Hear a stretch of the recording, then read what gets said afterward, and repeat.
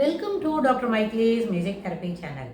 இன்றைய பதிவிலையும் இண்டஸ்ட்ரியல் செட்டிங்கில் தொழிலாளர்களுடைய எஃபிஷியன்சியை எப்படியெல்லாம் நம்ம என்ஹான்ஸ் பண்ண முடியும் என்ற தலைப்பிலேயே சில செய்திகளை பகிர்ந்துக்கலாம். கோல்ஸ் ஆஃப் த எம்ப்ளாயி என்ன இருக்கும்? தனக்கு கொடுத்த வேலையை கரெக்டாக நேரத்துக்கு செய்து முடிக்கணும். கோல்ஸ் ஆஃப் த மேனேஜ்மெண்ட் என்ன இருக்கணும்?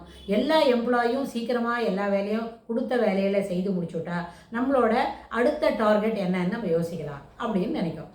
அதனால் எப்போவுமே மேனேஜ்மெண்ட்டோட கோலும் எம்ப்ளாயோட கோலும் it will not go together. அவனோட எதிர்பார்ப்புகள் வேறு மாதிரி இருக்கும். முதல் விஷயம். ரெண்டாவது, அவங்களோட எம்ப்ளாயீஸோட சாட்டிஸ்ஃபேக்ஷன் நிறைய வேணும். அவங்களோட ப்ரொடக்ஷனை என்ஹான்ஸ் பண்ணணும் அப்படின்னு சொன்னால் அப்போ என்ன இருக்கணும்? டார்கெட் வந்து லோயர் லெவலில் இருக்கணும். இது ஒரு ஸ்கூல் போகிற பிள்ளைங்களுக்கு சொல்லக்கூடிய அதே செய்தி தான். ஏன்னு கேட்டால், ஒரு ஸ்கூல் போகிற பிள்ளைங்களுக்கு ஒரு 5வது வகுப்பு படிக்கிறான் இல்லை 4ஆம் வகுப்பு படிக்கிற ஒரு குழந்தையாக இருந்தால் அதனோட படிக்க வேண்டிய 10 பாட்டு இருக்குன்னு வைங்க. அந்த 10 செய்யுளும் குறைவான அளவில் படிக்கணும்.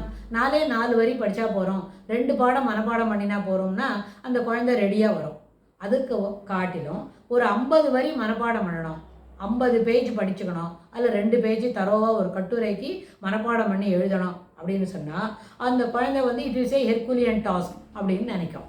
ஸோ அந்த டாஸ்க் கம்ப்ளீஷன் வந்து எப்படி ஒரு சிறு குழந்தைக்கு சின்ன அளவில் கோல் கொடுக்குறோமோ அதுபோல் எம்ப்ளாயீஸுக்கும் lower the target to reach. Task completion வந்து குறைவான அளவில் இருந்தால் அவன் எம்ப்ளாயீஸ்க்கு சாட்டிஸ்ஃபேக்ஷனாக இருக்கும். ஆனால் இது ஒரு ஷார்ட் டேர்ம் தான் இருக்கும். இதை வந்து தொடர்ந்து நம்ம பார்க்க முடியாது. எப்போவுமே சின்ன சின்ன வேலை மட்டும்தான் கொடுப்பாங்கன்னு சொன்னால் பெரிய வேலை கொடுத்து பெரிய வேலை செய்தால் தான் பெரிய சம்பளம் வரும்.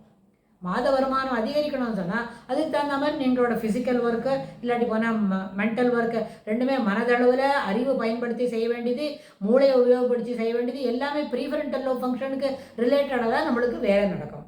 ஆனால் ஃபிசிக்கல் ஒர்க்குன்னு சொன்னால் குறைவான அளவு இருக்கலாம். அதனால் goal of the employee and goal of the management will never go together provided என்ன செய்யணும்? இவங்க 2 பேரும் இப்படி யோசனை பண்ணிக்கணும். ஆனால் எம்ப்ளாயி என்ன நினைப்பாங்க? குறைவான அளவில் வேலை செய்யணும், ஆனால் நிறைய ஊதியம் கிடைக்கணும் அப்படின்னா அது மேனேஜ்மெண்ட்டுக்கு ஏற்புடையது இல்லை.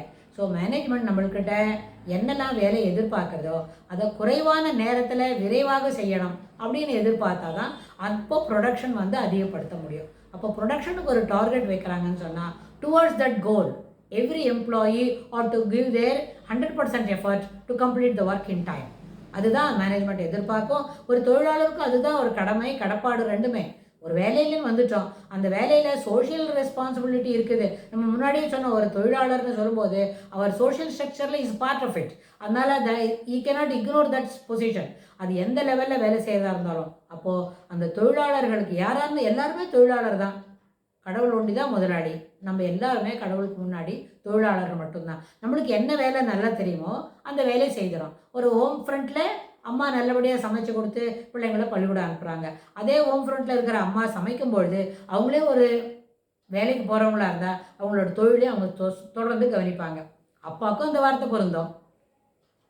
நம்மளுக்கு என்ன தெரியுமோ அதை சிறப்பாக செய்யணும் கடவுள் முன்னாடி அப்படின்னு அந்த நம்பிக்கையை வளர்த்துட்டு அந்த மோட்டிவேஷன் லெவலில் டு தட் பிரிம் நம்ம கம்ப்ளீட்டாக 100% எஃபர்ட் போட்டால் நம்மளோட தொழிலை வந்து மேனேஜ்மெண்ட்டும் கொண்டாடும், நமக்கும் அது ஒரு சாட்டிஸ்ஃபேக்ஷன் கிடைக்கும். So the workers relation in between his employees, the group in which he belongs, அதோட பர்செப்ஷன் அவருக்கு எப்படி இருக்குது, அதில் அவங்களோட மொரேல் பூஸ்டிங்காக அவங்க பேசிக்கிற பேச்சு எப்படி இருக்குது. இந்த வாரம் நம்ம யாரும் வேலை செய்ய வேண்டாண்டா அப்படி யாரானு பேசிக்கிட்டாங்கன்னு சொன்னால் அந்த குரூப்லேருந்து நம்ம என்ன பண்ணிக்கலாம்? We can relieve our self from those type of mind set.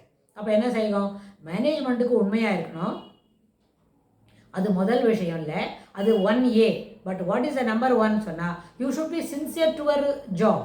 உங்களுக்குன்னு அலாட் பண்ணியிருக்கிற வேலைக்கு நீங்கள் ரொம்ப சிறப்பாகவும் உண்மையாகவும் மனம் உட்பட்டு அதுக்கு வேலை செய்தால் தான் அந்த தொழில் நம்மளுக்கு ஈடுபாடுடையதாக இருக்கும். அப்போ தான் அதில் ப்ரொடக்ஷனை பார்க்க முடியும். அந்த நேரத்தில் அந்த உட்பட்டு மனதுக்கு உட்பட்டு நம்ம அந்த வேலை செய்யும்போது, மனதை உட்படுத்தி வேலை செய்யும்போது அப்போ என்ன செய்யும்?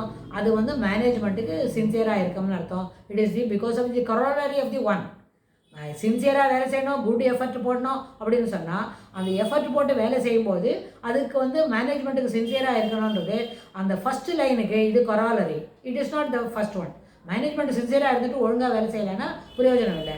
ஒழுங்காக வேலை செய்யணும், உண்மையாக இருக்கணும், சின்சியராக எஃபர்ட் போடணும், மனது உட்பட்டு வேலை செய்யணும்னு சொல்லும்போது இது அத்தனை ஸ்டேட்மெண்ட்டும் அத்தனை ஃப்ரேசஸும் அதுக்கோட 1A என்ன, you are sincere to the management, you are sincere to your work first, அது கராலரியாக கூட வரும். ஸோ அந்த அளவில் நம்ம தொடர்ந்து இந்த வேலையை செய்யும்போது production, if you are putting forth your sincere எஃபர்ட்னா ப்ரொடக்ஷன் ஆட்டோமேட்டிக்காக மேலே போடிக்கிட்டே வரும். இது மாதிரி 10 எம்ப்ளாயீஸ் சேர்ந்த ஒரு குரூப் இருக்குது ஒரு பர்டிகுலர் செக்ஷன்லனா all the 10 are doing this type of work. Naturally the management will pleased to do this. இந்த ஒரு ப்ரொடக்ஷனை பார்க்கும்போது மேனேஜ்மெண்ட்டுக்கு ரொம்ப திருப்தியாக இருக்கும். They will be happy to do this. So இந்த குரூப் ஒரு model group for the entire industry அப்படின்னு இருக்கும். அவங்களோட கன்சர்னுக்கு அது ஒரு தேவையானதாக இருக்கும். They will be a model to இது மாதிரி எல்லோரும் நீங்கள் செய்யணும், இந்த ரோல் இப்படி செய்துக்கணும், சின்சியராக எஃபர்ட் போடுங்கன்னு. இதை நம்ம என்ன பண்ணலாம், இதுபோல் ஒரு உணர்வு இருக்கிற தொழிலாளர்களோட எல்லாரும் பேசி பழகி அந்த எஃபர்ட்டை அவர் ஊக்குவித்ததா எல்லாரையும் ஒரு மோட்டிவ் கூட்டி விட்டவான அந்த மோட்டிவேஷன் லெவல் என்ஹான்ஸ் ஆகும்பொழுது ஆட்டோமேட்டிக்காக ப்ரொடக்ஷன் ஆகும். ஆனால் உண்மையாக வேலை செய்யணும், சின்சியராக எஃபர்ட் போடணும், அது எல்லாத்தையும் தொடர்ந்து செய்யணும் என்னும்போது இட் இஸ் ரியலி என்ன அஸ்டவுண்டிங் எஃபெக்ட் கிடைக்கும் ப்ரொடக்ஷனில். ப்ரொடக்ஷன் அதிகமானால் மேனேஜ்மெண்ட் ரொம்ப திருப்தியாக இருக்கும். அதனால் attitude towards job it plays a very vital role அப்படின்றது தவிர்க்க முடியாத காரணம். என்ன, நம்மளோட ப்ரொடக்ஷனுக்கு நம்மளோட ஆட்டிடியூடை எப்போவும் பாசிட்டிவாக இருக்கணும். த பர்செப்ஷன், சோஷியல் பர்செப்ஷனில் நம்ம குரூப்புக்கு என்ன கண்டிஷன் இருக்குது, எப்பா நம்மளை எல்லோரும் பார்த்து சரியா இல்லை, நம்ம டல் குரூப்புன்னு சொல்கிறாங்கப்பா, we should motivate our self, சின்சியராக வேலை செய்யணும்ப்பா அப்படின்னு மாற்றிக்கணும். ஆல்ரெடி வார் இந்த பர்ஃபெக்டாக இருக்குப்பா, அந்த குரூப்பில் இருக்கிற எல்லா எம்ப்ளாயீஸும் சூப்பராக வேலை செய்கிறாங்க அப்படின்னு சொன்னால் you try to enhance yourself. Already we're doing 60% good ஒர்க்னா you try to enhance is for this week for few more percentage. 65 நம்ம ஆக்கி காட்டலாம், ஆக்கிறதுக்கு உண்டான முயற்சிகளை எடுக்கலாம். So if you are already good, try to be more good for the coming இந்த group மீட்டிங்கில். Already you are below the level சொன்னால் கைண்ட்லி என்ஹான்ஸ் யுவர் செல்ஃப். எந்த குரூப் ரேட்டிங்காக இருந்தாலும், ஒரு இண்டஸ்ட்ரியல் செட்டிங்கில் இருந்தாலும், தனி மனிதனோட பழக்க நடத்தைகளை நம்ம அனுமானிக்கிறோம் அப்படின்னு சொன்னாலும் எல்லாமே பாசிட்டிவ் மொத்தம் தான். You are already positive in number 1 சொன்னால் you kindly continue to enhance your self towards number 10, 11 அப்படி என்ஹான்ஸ் பண்ணுங்கள். ஆல்ரெடி நீங்கள் நம்பர் 5ல் இருக்கோம், you are good at number 5 சொன்னால் please kindly enhance your self towards 10, 11, 12, 15. அதுக்கு அடுத்தடுத்த ஏறு வரிசையில் இருக்கிற நம்பரில் தன்னுடைய பழக்க நடத்தைகளை மாற்றிக்கணும், சிறப்பு பண்ணிக்கணும்னு கேட்டுக்கிட்டு இந்த பதிவை நம்ம நிறைவு செய்கிறோம். இதுக்கு தொடர்புடைய செய்திகளை வரப்போகிற பகுதிகளிலும் பார்க்கலாம். தேங்க்ஸ் ஃபார் வாட்சிங்.